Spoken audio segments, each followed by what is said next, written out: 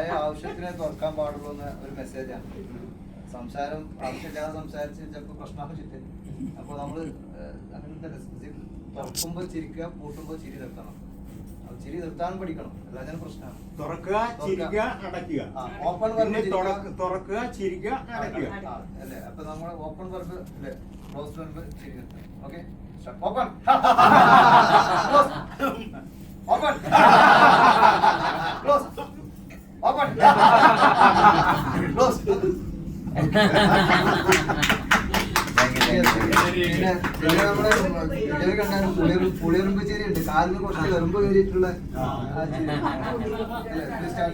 കാലിന് നമ്മള് ചാടിയിട്ട് ചിരിക്കണല്ലേ. Okay, start.